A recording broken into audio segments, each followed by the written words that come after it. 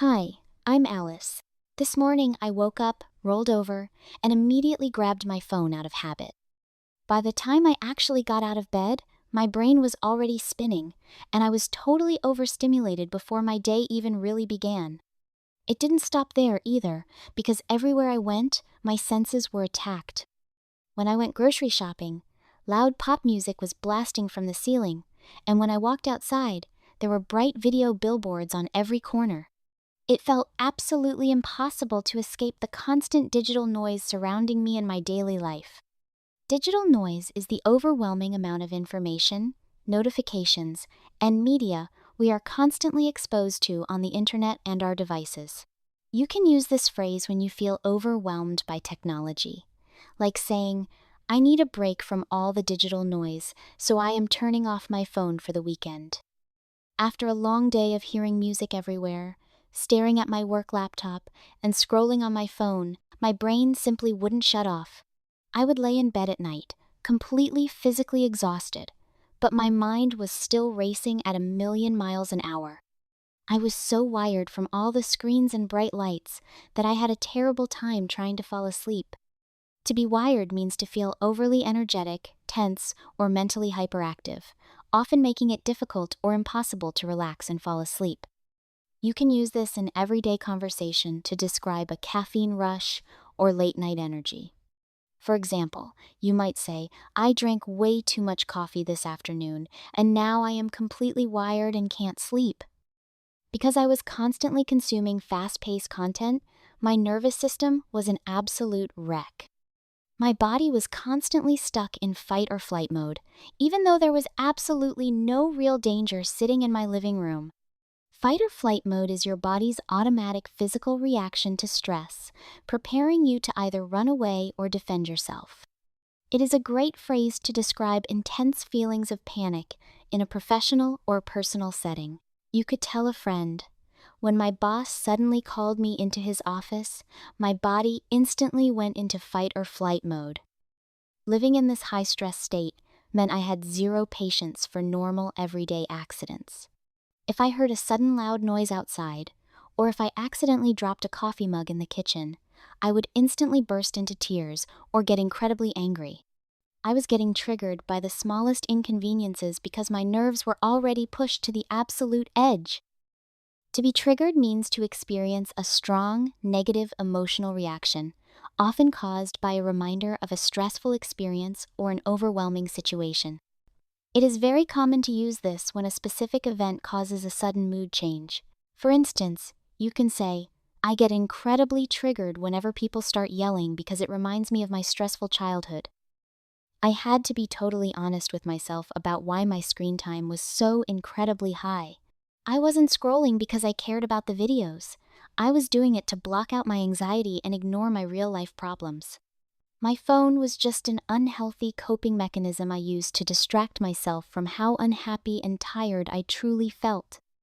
A coping mechanism is simply a strategy you use to deal with difficult emotions, and they can be either healthy or unhealthy. You can use this term to describe your own stress relief habits to others. For example, you could say, "Going for a long run after work is my favorite coping mechanism for dealing with a bad day." I realized I needed a completely new approach, so I started paying closer attention to my physical state.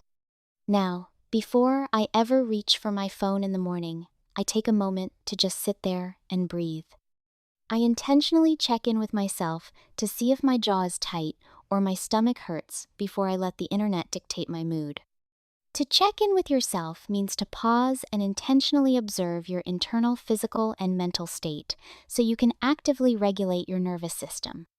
Instead of ignoring your stress, you take a moment to notice where your body is holding tension or anxiety. For example, you might say, "Before I react to this frustrating situation, I need to take 5 minutes to check in with myself and slow down my breathing." During those quiet mornings, I started noticing how my anxious thoughts were making my actual muscles ache. If I worried about an email, my shoulders instantly crept up to my ears in defense. I started doing physical exercises right on my bedroom floor, like gentle stretching and some easy movements to physically release that built-up stress. Understanding this powerful mind-body connection helped me realize that, to calm my mind, I first needed to relax my physical body. The mind-body connection is the two-way relationship between your thoughts, emotions, and physical health.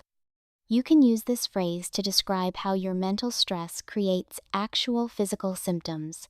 For instance, you could say, "My daily anxiety always gives me a terrible stomachache," which is a perfect example of the mind-body connection. My ultimate goal was to get my nervous system back to a place where I felt safe and capable of handling normal stress.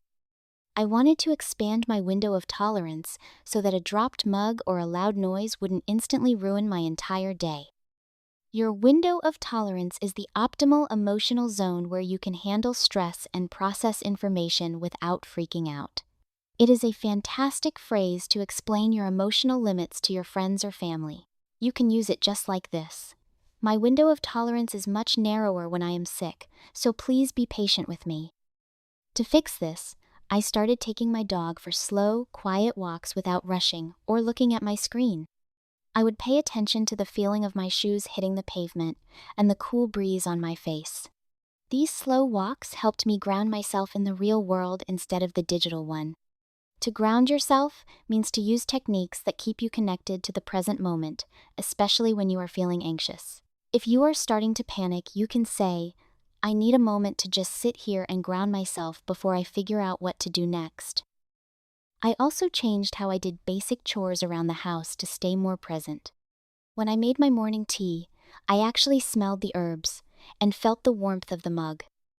Practicing this kind of sensory awareness brought me out of my racing thoughts and into the present moment.